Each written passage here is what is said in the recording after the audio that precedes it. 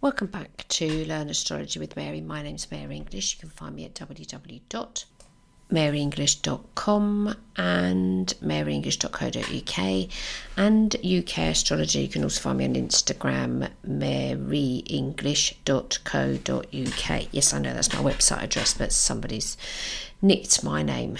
But there we go. And I'm older than them. It's not right.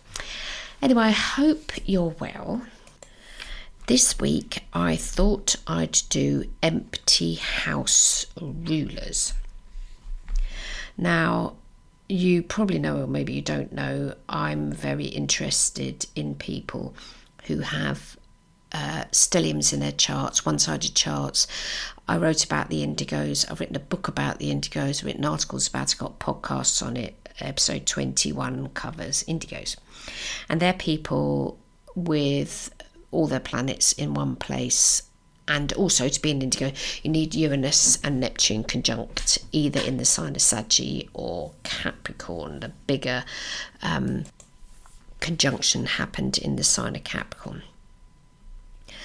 And because if you have a chart that is very clustered, everything's all in one place, it can be really hellishly difficult to interpret your chart, because you'll go, ooh, how do I make sense of those things that are empty?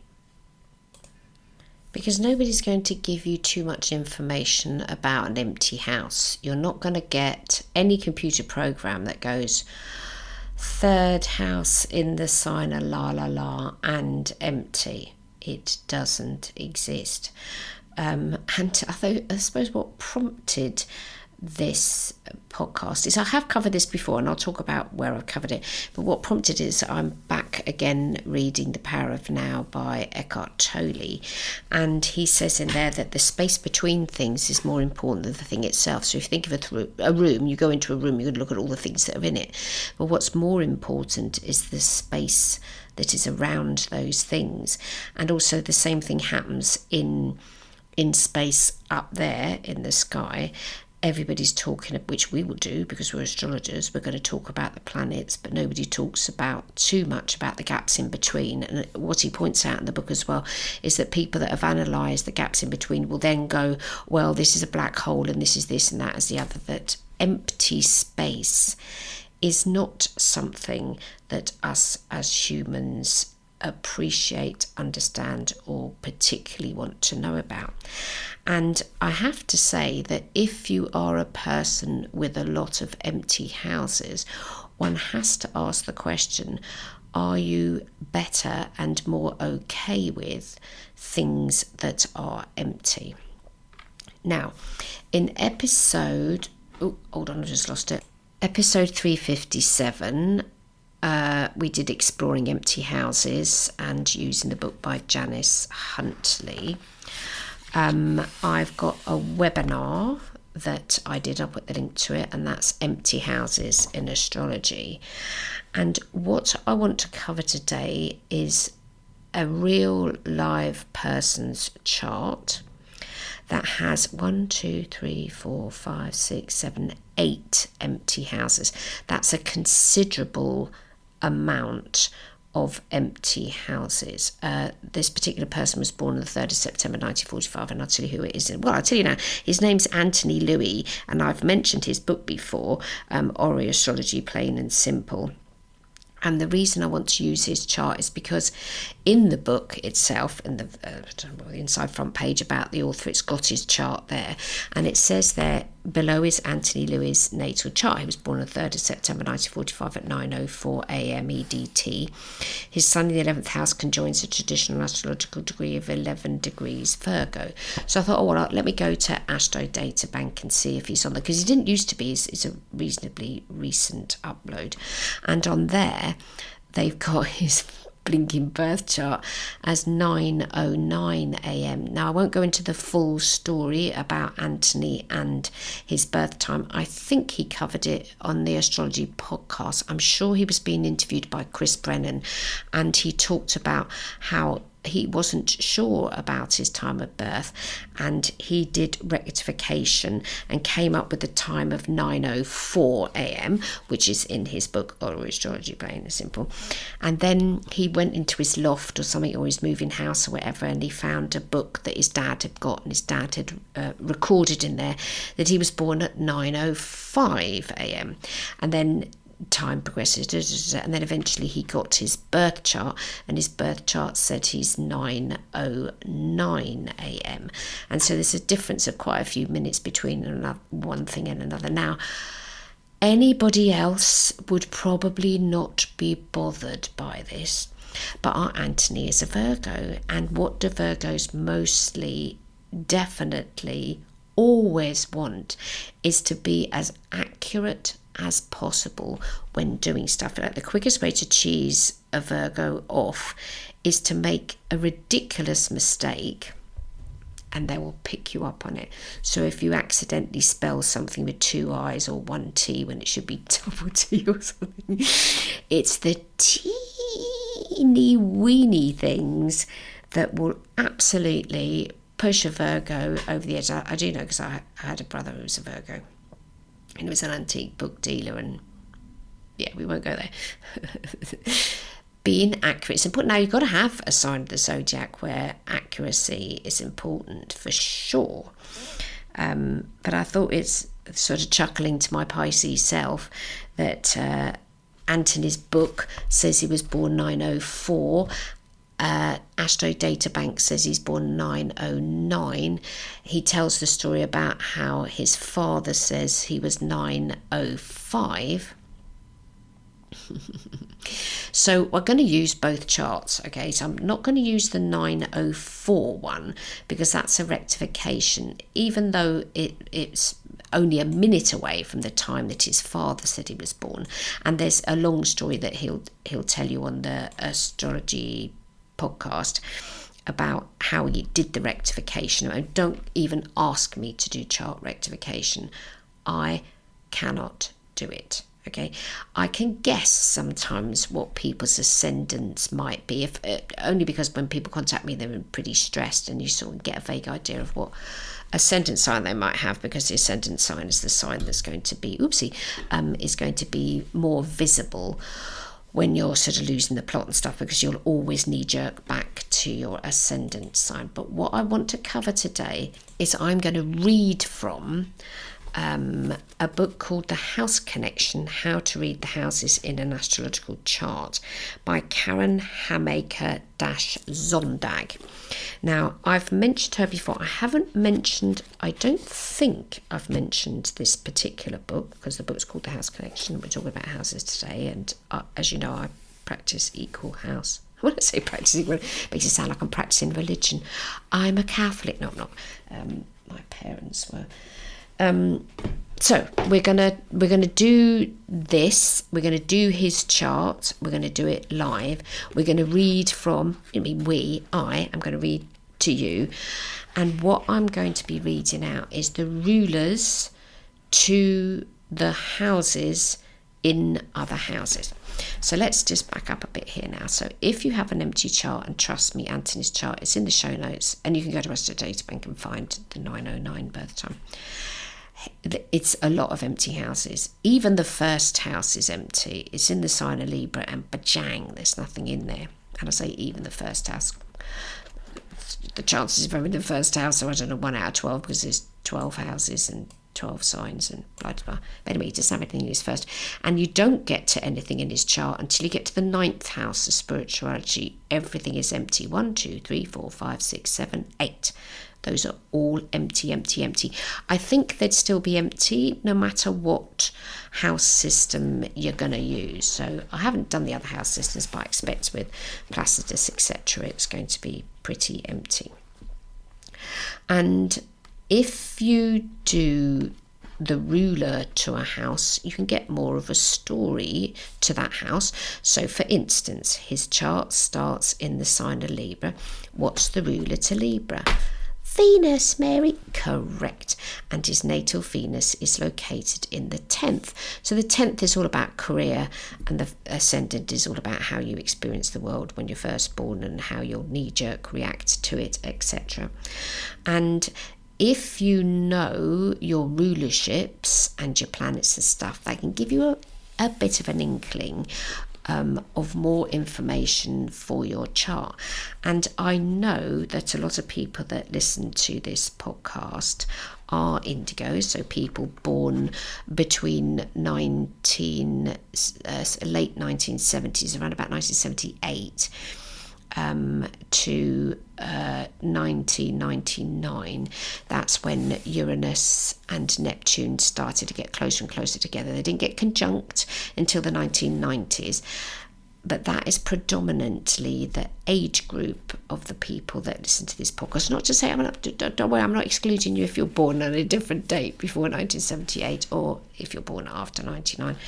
Welcome to the podcast. But that's the majority of people that listen to the podcast. And so therefore you are going to have those empty houses, and you're not going to get a computer program that will ever tell you about it. There's been computer programs written for everything, and we were talking in episode 391 about Transcal, which is a computer program to be able to alert you to various different transits that are happening in your chart. And I've just had an email from the lady concerned who invented that particular computer program. She's now done it to other house systems as well. So if you head over there to transcal.com, you'll be able to get Equal House as an addition. So yay for that. So let's get stuck in to Anthony's chart. Now, I hasten to point out I haven't asked Anthony for permission to use his chart on the podcast. I could, because we have emailed about a few things before, but I haven't asked him. Okay. His chart is in what we call in the public domain. So theoretically speaking, I don't need his permission to do this, but I expect at some point he's going to find I have done it. And so I just want to say thank you very much, Anthony, for sharing your chart. Okay. So like normally if I'm sharing someone's chart, like a client or a listener, I will anonymize their chart, but his chart is what we call in the public domain, just like any other famous person, and he's very well known in astrology, so I think it's okay to be using his chart. So I just want to send the message out to the universe and to Anthony as well. Thank you very much for sharing your chart. Apologies for not emailing you. Now, keep in mind what I'm reading from Karen's book is like anything. Okay, so the book is copyright and I'm reading sections of it. So we need to take that into account. There will be a link to the book in the show notes. But also, this is her opinion and we're reading her words.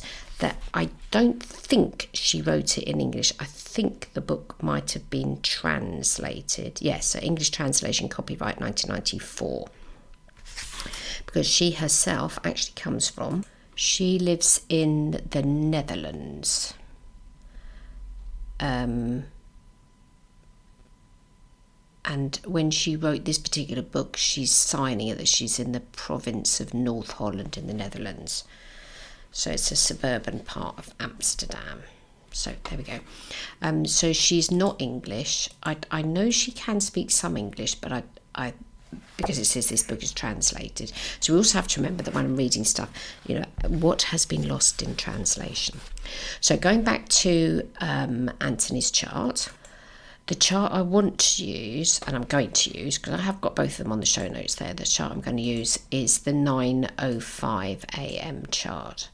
Because 9:09, I've said this before, when people are born, somebody will look up at the clock, but it takes a few minutes from rescuing the baby and checking they're okay and stuff before anybody actually looks at their watches or the clock.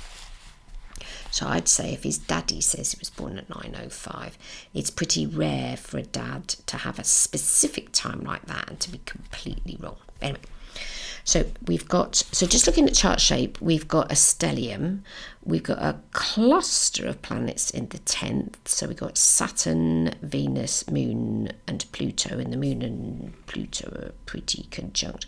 Moon's Leo and Pluto's Leo as well, and they're only 5 degrees, less than 5 degrees apart. We've got Sun in the 11th, friendships, We've got Jupiter, Chiron and Neptune in the 12th. And Neptune, is it conjunct the ascendant mathematically wise? Neptune is conjunct the ascendant, yeah. We've got North Node in Cancer in the 9th. We've got Mars in Gemini in the 9th and Uranus in the 9th in Gemini. And Mercury's in Leo in the 11th. So actually we've got for a Virgo quite a confusing chart, because the only planet, I've got a client that's got this combo as well. The only planet that is in the sign of Virgo is their sun sign. And it's very, very difficult for Virgos when their Mercury isn't in their own sign. I've seen that manifest quite a lot with clients now. So these are Virgo homeopathy clients, that if their Mercury isn't in their own sign, they really have an absolutely terribly difficult job getting people to truly understand them, because their method of communication can come across as not being true to them. Now this happens for almost every sign of the zodiac if your Mercury's not in your own sign, but especially more for Virgo, because if, as you know, the rulerships to the two signs of the zodiac that Mercury is the ruler to is Virgo and the other one is Gemini. And the same applies to a Gemini. So if Gemini, if your ruling planet isn't in your own sign, once again, it's more difficult for you to be understood by other people in whatever way you want to be understood. So there can be lots of misunderstandings. So according to Karen, we've got a connection between the first house, because it starts in the sign of Libra, and the ruler to that is Venus, and Venus is located in the 10th. And she says, our activities and manifestation are concentrated on our external social manifestation and on our internal carving out of an identity. Quite often with this position, we have a very great desire for recognition within the established order, either in the community as a whole or in some subculture. We're ambitious to obtain a prominent position, but a clear-cut position that fits our ego image is also acceptable. We want to have a certain amount of power, authority and structure, and we enjoy creating rules and regulations for others, which we too must observe. Provided other factors in the chart do not contradict this, we generally have a great sense of responsibility and prefer to express it in our profession and our daily life. Egotism frequently shows itself with this position, although this need not take a negative form. A great deal depends in this connection on how purposeful and effective are our behaviour and our contacts in the outside world, and on how far they contribute to a stable and preferably influential social position, or to a position that at least gives us recognition. The soloist, both in the arts and in professional life or in high-flying circles, can be found with the ruler of the first in the 10th.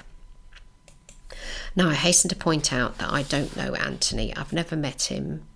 I've emailed, I'm sure I emailed him once and I got a reply, but he ain't a mate of mine. He's not in my social circle, so I wouldn't be able to validate those comments, but I do know that his profession is very important to him, because he straddles two worlds, one of which is the world of psychiatry, because I believe he's a qualified psychiatrist, and the other is he's very into tarot and astrology. So and that almost is a Libra ascendant type of thing, the being indecisive, because that's what happens with Libra. They can be indecisive, and that's his ascendant. Okay, so let's do the second house. So the second house starts in the sign of Scorpio, and the old ruler to that is Mars, and the modern ruler to that is Pluto. Now, in her book, Karen differentiates between those two planets being rulers to Scorpio. she calls Mars a day ruler and Pluto a night ruler. Eek! I don't do either of those things. And what she says in the note, she says, some signs have more than one ruler, well, we know that, and they have an additional, though less important, night ruler. The question that arises is how far that second planet plays a role as a house ruler. Experience teaches that a second ruler does indeed have a role to play, but in every case, it's overshadowed by the day ruler of the sign standing on the cusp of the house. The best thing to do with the night ruler is to look to it for extra information, but to attach much less importance to it. Oops, and I read them the wrong way round. She says, Scorpio, beg your pardon. Scorpio, the day ruler is Pluto and the night ruler is Mars. Because she's got Aries, the day ruler is Mars and the night ruler is Pluto. I've never heard of Pluto being the ruler to Aries. Eek! That's a new one on me, guys. Okay, but let us progress. Now, the other thing Karen's done with this book is she's written it as, I'm actually going to convert that to a different format, because I find that rather difficult, writing in the, is it called the possessive or the inclusive or the, I don't know what you call it, when you add this and that rather than you, me or I. But anyway, so it's ruler of the second, I'm going to say is Pluto, and Pluto's definitely in the 10th.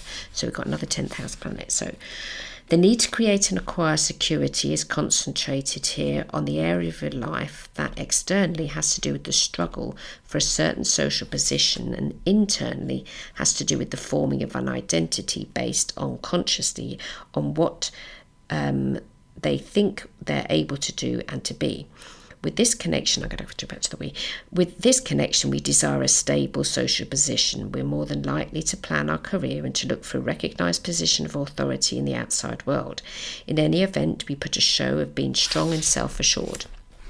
For preference, we express our fixed values in the community and in our work, and given the chance, we're inclined to turn these values into rules and regulations that are binding on ourselves and others. Having a solid position both in the inner and the outer world is so important with this house connection that we're prepared to create it for ourselves. At the same time, when it comes to carving out an identity for ourselves, 10th house, we have a great need for a clear-cut picture of ourselves, which is why we have an even greater need for an equally clear-cut picture of the outside world. Otherwise, we run the risk of failing to fit in with the outside world. We're often strongly motivated to work for and to apply our skills to all those things that we think belong to us or can help us socially, as well as those things that will give us a definitive value in other people's eyes or will give us an authoritative role, because with this house connection we frequently possess managerial qualities, although these need not be exercised in a prominent place. Also, are prepared to spend a great deal of money on anything that will further our career or improve our status. So basically what she's saying there, that if the ruler to your second is located in the 10th, you're going to spend some money on your career. Let's assume you've got some to do that. And again, 10th house thing, emphasis is career is super duper important. So we've got two rulers already that so first house ruler, second house ruler, that's all located in the 10th. Now next up, we've got the third house. The third house starts in the sign of Saggy. The ruler to that is, the third house starts in the sign of Saggy, and the ruler to that is Jupiter. And Jupiter's located in the 12th. Now people, generally speaking, if their Jupiter is in the 12th, whatever we got in the 12th is what we're going to hide from other people. And since Jupiter's also where we experience joy, having it in the 12th might mean that the person concerned, can find it more difficult to experience that. We're going to have to work harder at it. Now, according to Karen, she says, our thinking, planning and the need to examine and classify all the facts we encounter are brought to bear on a longing for unity, a need for detachment and isolation, and an interest in a rich inner life. Very often with this connection, we're concerned with such things as dream life, meditation, yoga, fairy tales, myths, legends, especially for their symbolism and deeper meaning. Well, for sure, because Anthony does quote a lot and write a lot about ancient thingamajobbies and ancient astrologers and things I can't even partially get my head around. And I think he quotes quite a bit of Greek mythology, that type of thing. So we're able to sense, understand, and often explain to others the more esoteric aspects of life. Well, if you're a tarot reader, you're going to have to do that every day. Perhaps due to our feeling for the emblematic, we write poetry or prose that touches a tender chord in our readers. There's a danger that we may confuse dream with reality because our fantasy and powers of imagination are so well developed. Although some astrologers assert that with this connection also with the ruler of the 12th in the 3rd, which is the other way around, we are somehow lacking intellectually. I wouldn't say that's true.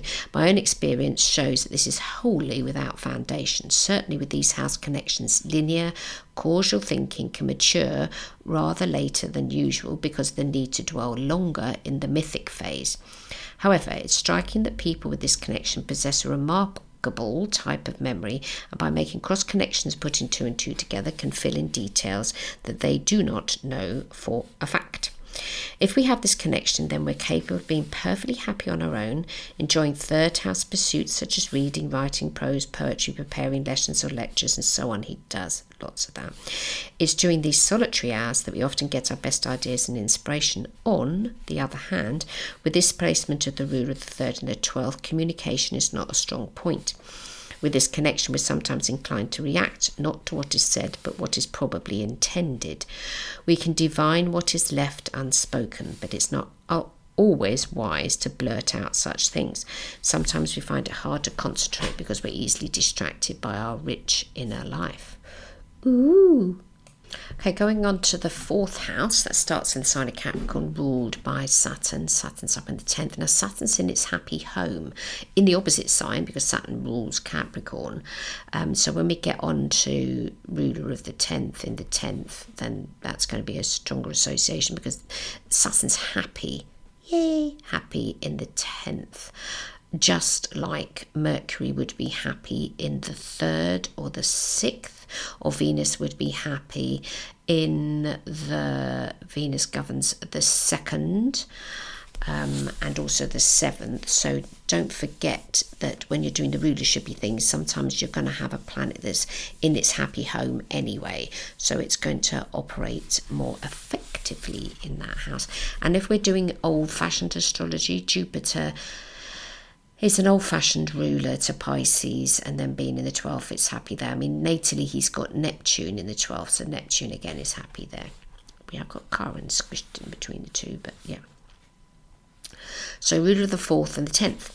Our need for domesticity, emotional comfort, security, and our desire to care and be cared for, to cherish and be cherished, are concentrated here on our need to carve out an identity and to strive for a certain degree of authority and a certain social position in keeping with the image that we have of our place in the outside world. This house connection can be encountered in people who invest a great deal of energy in furthering their careers, while the whole family has to help willingly or unwillingly, or suffers temporary neglect.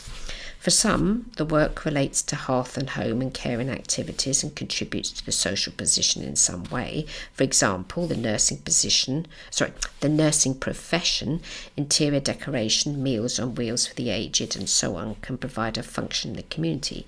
Often we want work in which we can become emotionally involved. Sometimes, in spite of the need to build a career, we're so sensitive and vulnerable that we prefer to play an important part behind the scenes rather than to step into the limelight. The 4th and 10th houses also represent parental influence, and both with the ruler of the 4th and the 10th, and with the ruler of the 10th and the 4th, our parents have had an important influence on us. Irrespective of the rest of the horoscope, we find in both placements either a strong bond that leads us to follow in the footsteps of our elders, or else a strong reaction that impels us to go the opposite way. Now, I haven't heard Anthony talk about his mother. I've heard him talk about his father. And I know someone died, which I can't remember if it was his mother or his father, which is what assisted him in to be able to rectify his chart. So I think there was a little bit of sadness going on in his chart. Because I remember it must have been his father, because I know he was talking with the podcast I listened to. He was talking to Chris Brennan. Chris Brennan's dad died early. And I believe that's also what happened to Anthony. So we've got some representation of that ruler of the 4th in the 10th, because Saturn can represent the father. But let us continue. Now, the ruler of the 5th, so the 5th starts in the sign of Aquarius, and the ruler to that is, yes, Uranus. And we got Uranus in the 9th. Now, 9th is long distance travel, further education, philosophy, blah, blah, blah. 5th house is creativity. Let us see what Karen says. Our desire to do the things that give us pleasure, to engage in hobbies and creative pursuits, to have a central part and to be self-confident is focused here on our need to travel, either literally and or mentally, to be expansive, to widen our horizons and to form our own opinions and judgments. This house connection often goes with a great love of freedom. Not that we're dissolute or profligate. I've no idea what that means, although there is a slight risk of this. Hold on, let me Google it. A dissolute is sensory pleasures. And profligate is recklessly being extravagant or wasteful. Okay. So having this is not that, although there's a slight risk of this, but we need to be active after our own fashion without being forced in areas where we're completely free to develop, either in broadening the mind or in travelling while dreaming of the future. Therefore, a teacher with this connection, he definitely teaches, the 9th has to do with imparting information, can be very stimulating with this enthusiasm and animation when he's talking about a subject that lies close to his heart, which is the rule rather than the exception with this house connection. He, or she of course, can dream of an ideal process of education and can expect to be given the liberty to work toward it. The 9th house is the house of synthesis and anticipation of the future. If then we're looking for self-affirmation in it, we need a great deal of freedom, enthusiasm and opportunities for development and for broadening the mind, and we gladly reciprocate by providing these things for others. With this house connection, we do not hide our opinions because speaking our mind is a confidence builder for us. In fact, we're so empathic about what we think that other folks' ideas tend to go. We're so empathic about what we think that other folks' ideas tend to be taken by the board. Tend to go by the board. Possibly we exercise a managerial organising function in politics, institutes of higher education, law courts and the like. So when you're doing house rulers, you need to know your houses and what they're all about. So 5th is creativity, 9th is long distance spirituality, learning, higher learning, la la la la. And so the ruler to it is how is it going to express the energy of it. So the ruler to the 5th. So the 5th is all about creativity, but it's going to have that in his case, it's going to have that connection with the higher learning things. So this is how she's doing these interpretations. Now, obviously, you can go one further than that and do, Uranus in the sign of Gemini in the 9th house, sudden learnings or sudden journeys. I don't know if he's jumping on airplanes all the time. But doing the rulers to houses when you've got empty houses, sort of, what's the word I want to use? Fleshes out that particular house, because it's so easy to get manically depressed when you have a lot of empty houses, because where are you going to read the interpretations for that? That's why you need to get this book. Now, the ruler of his 6th house, health, work, everyday work, is in the sign of Pisces, which that is Neptune. I'm not doing the other flipping rulers, my brain will explode. And as I said already, the Neptune is happy in the 12th. So our need to reflect and analyse in order to make good use of our findings, our critical faculty and a willingness to serve are used to give shape to our need for isolation and detachment and our longing for unity and a rich inner life in which worldly desires lose their attraction. At first sight, this looks impossible, for how can a very down-to-earth practical house assist the development of a formless and sometimes even chaotic house? Nevertheless, there are a number of conclusions that can be drawn from this connection. In the first place, we need work, the means, in which silence, the end, plays a part, such as work on our own in isolation or work behind the scenes where we're less exposed to public criticism, or work in which inner quiet is important, hypnosis or meditation. On the other hand, we may become involved in work that touches our feelings or appeals to our sympathies, so that we can live an extremely self-sacrificing life with this connection.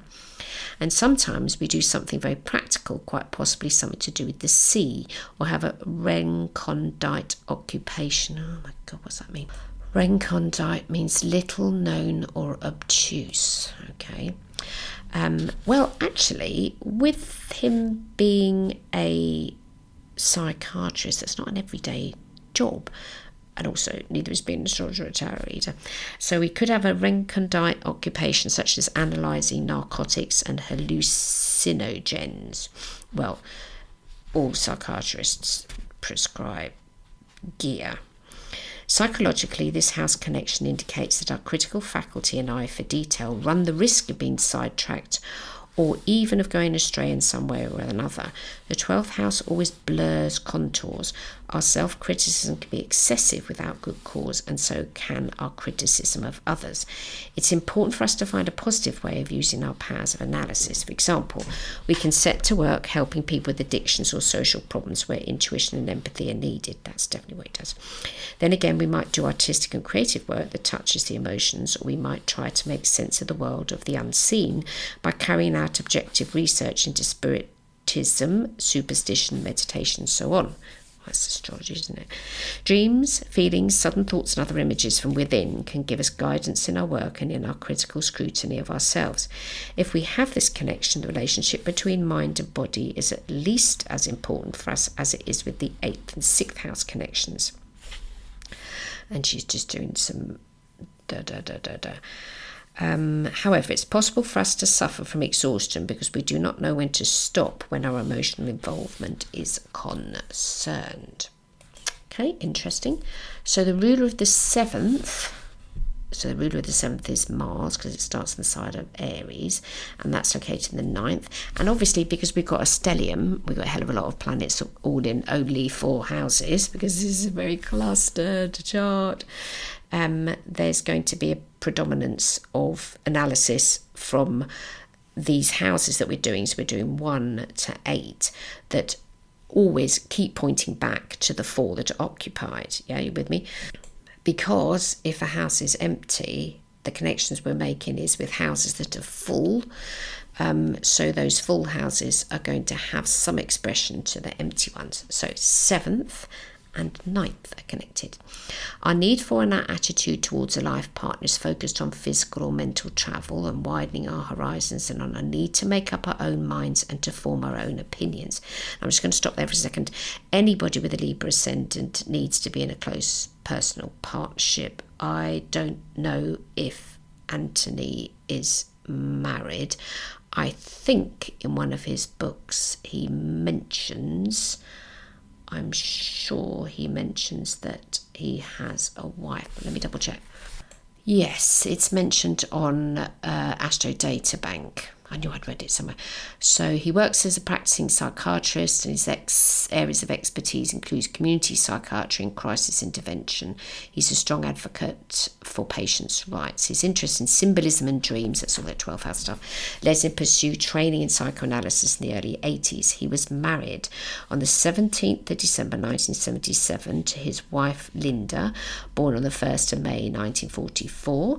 They have 2 adoptive sons, David, born 8th of May 81, and Aaron, born the 24th of January 84.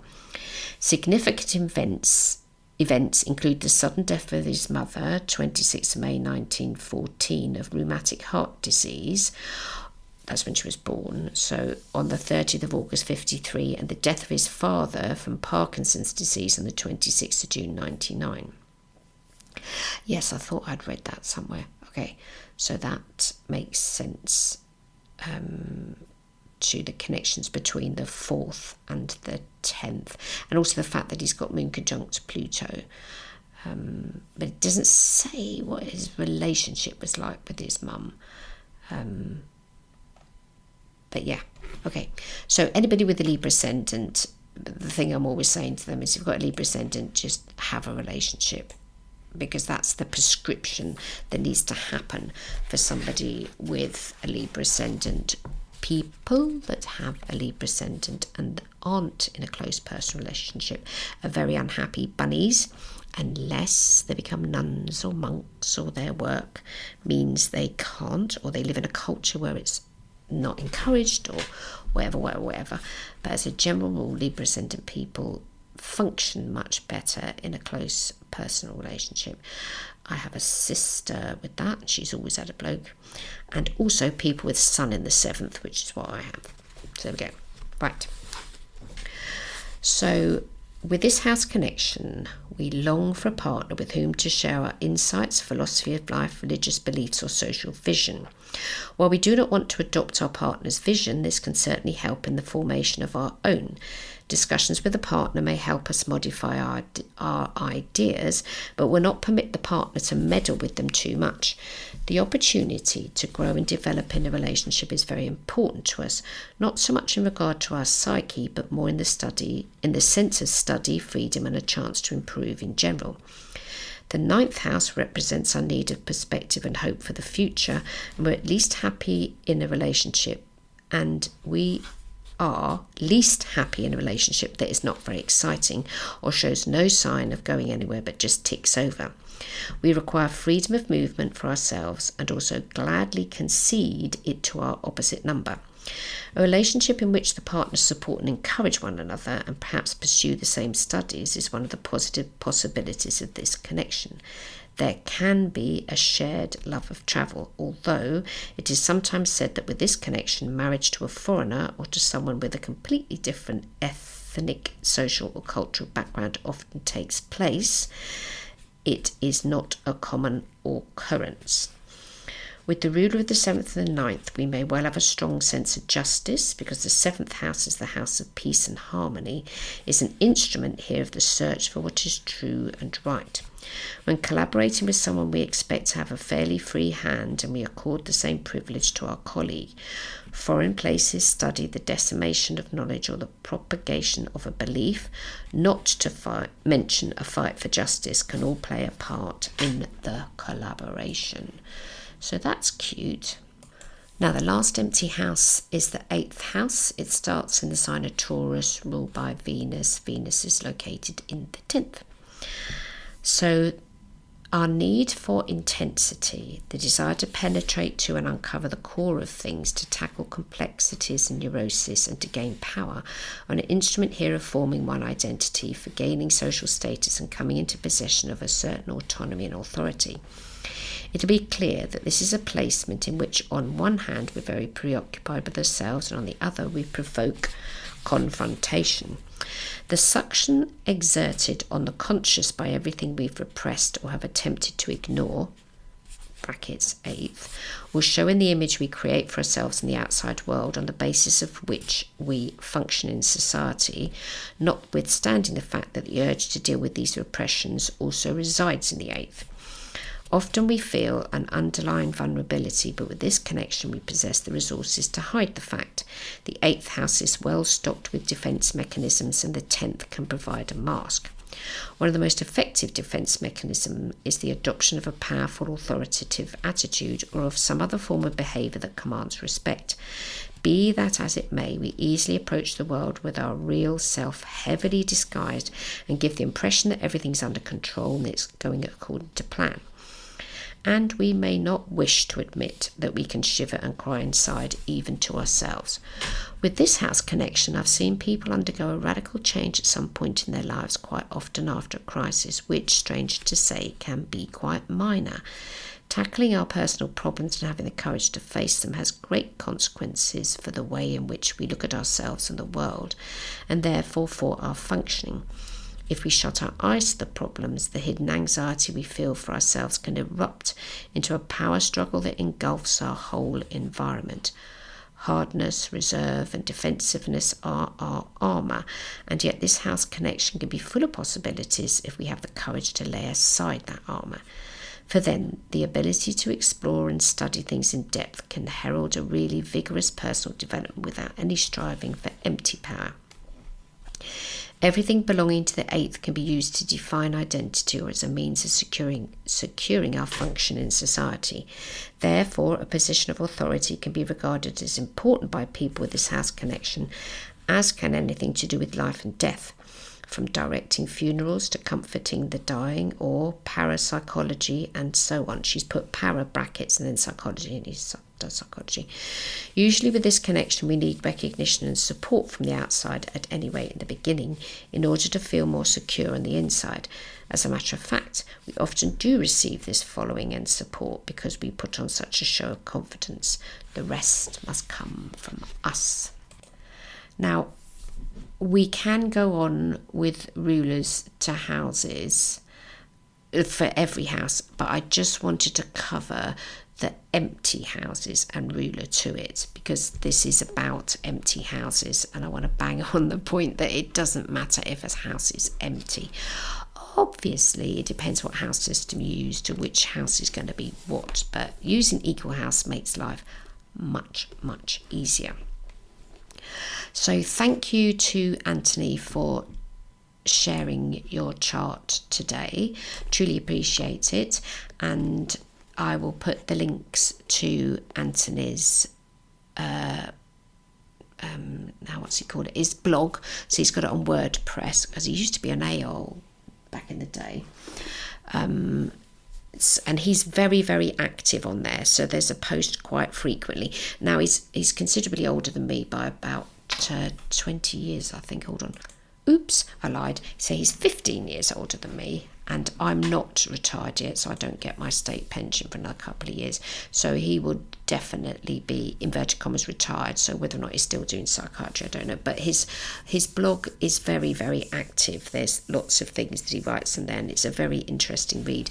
And with him being a Virgo, his writing is detailed.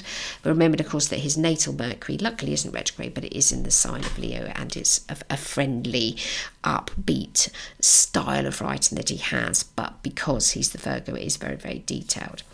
I mean, I've got the book Astrology, Orrery Astrology, plain and simple, and parts of it were plain and simple, and other parts of it I had to read it 50 million times. But that's just me, because I've got lacking in brain cells here. And interestingly, just going back to Anthony's chart for a second, he's only got one Earth planet. So he's got 4 fire, 4 air, 1 Earth, and 1 water planet. So he's really, really lacking in Earth planets. So if you were a client of mine, I'd go walking barefoot, go out in nature, because if your chart is very low in Earth, you absolutely need to remember that you're on the planet. So we've been discussing Anthony's chart today. We've been talking about rulers of empty houses to give you a bit more of an understanding that it doesn't matter that it's empty, that there will be further information that you can glean. A link to the fabulous book, we just get it, The House Connection, How to Read the Houses in an Astrological Chart. I think she uses the Placidus system. Hold on, let me just double check. Yes, she uses Placidus, but hey, that doesn't matter. Those, as far as I'm concerned, those interpretations will still apply. So I hope you have a fab week, and I'll be back next week. If you've got bazillions of empty houses in your chart and you want me to go through on the podcast about your empty ones, and I want to also ask you, if you've got a lot of empty houses, those houses that you've got empty, are those places where you need to have peace and quiet? And I don't know, because I don't have millions of empty houses. I've got such a flipping splash chart. I think I've got near enough something in everything. Obviously not everything, because there's 12 houses and 10 planets. Which my empty one's the 8th. Where's my other empty one? So I've got an empty 8th, an empty 2nd, empty 4th, and empty 11th. So I'm never going to make any money. I haven't got any family. Haven't got any friends. Joke. And I don't have any investments. Oh yeah, my 9th is empty as well. So I've got a few empty houses, which is why I bought the book to start with, because I wanted to find out about empty houses.